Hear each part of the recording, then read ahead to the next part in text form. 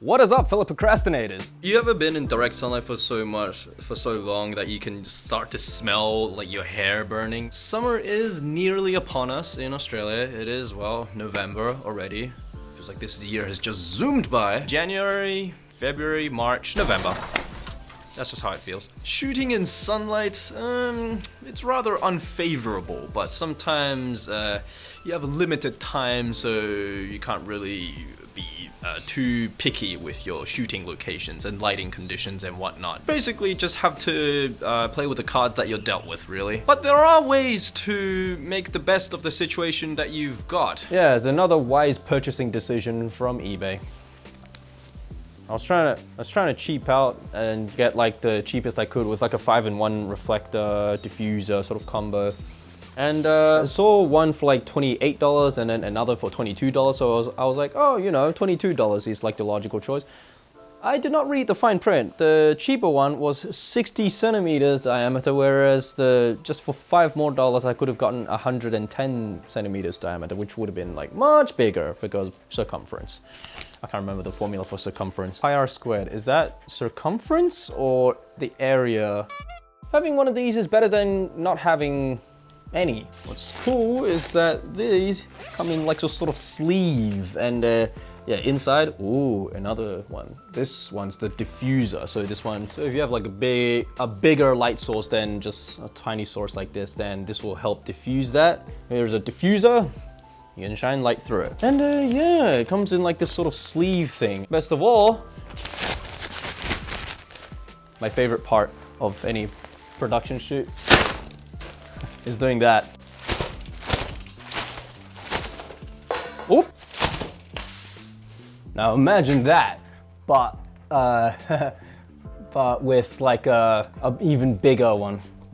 You just throw it up and it just like explodes. I've got like the sunlight sort of like around 45 degrees behind me, so I'm more backlit. Without this sort of reflector, I'd be just very dark right here. It's not the most flattering look, especially now with the sun being so high. It just, everything casts a shadow here because the sun is up on so high. So here, I'll just like angle this sort of reflector slash like diffuser sort of thing until there's like a more pleasing sort of fill, as you can see. I'm looking up because I'm looking at the monitor.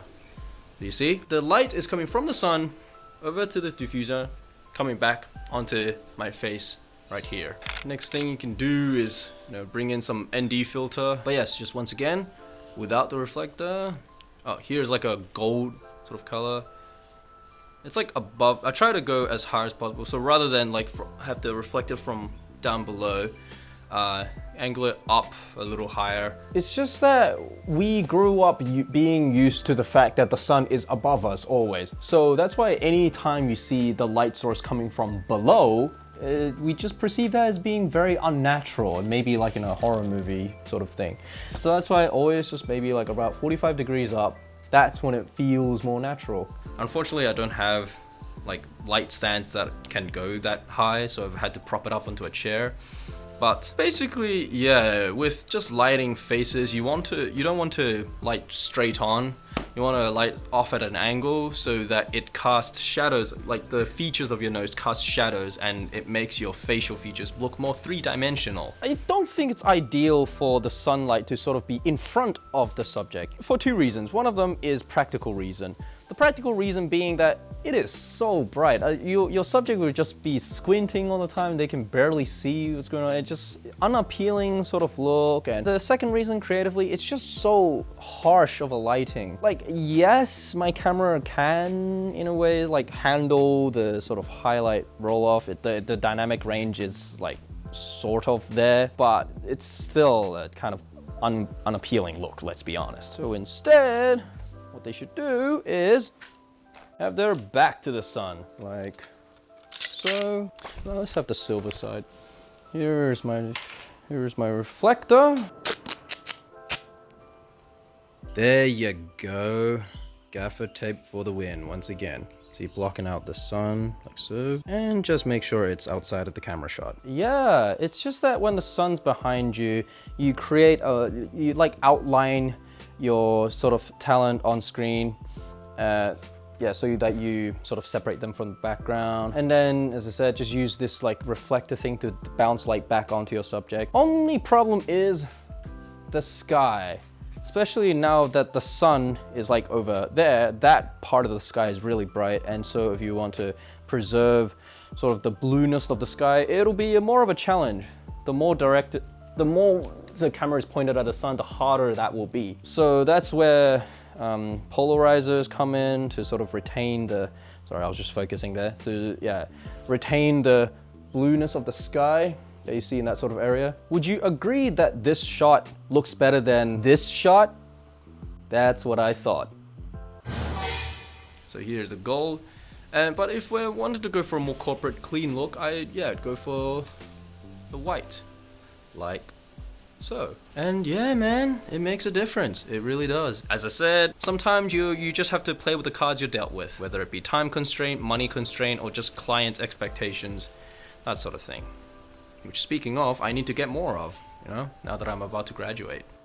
Okay, like that's too much. That's causing like the same problem of when I had the talent sort of facing the sun. They'd just be squinting, and also too, this actually reflects heat. This silver side, that looks like the grunge or whatever it's called, Ju-on something. The girl that comes out of like the videotape in the TV and stuff.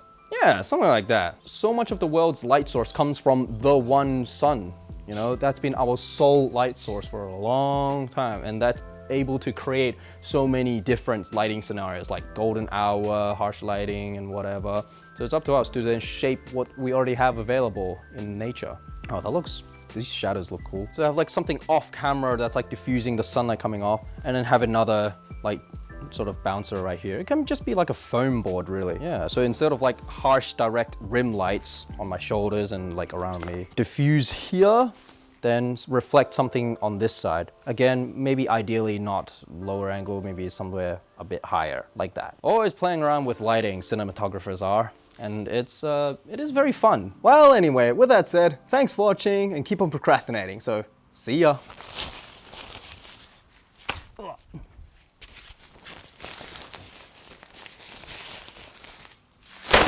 Oh, that's such a violent sound as well, like that. All right, cut.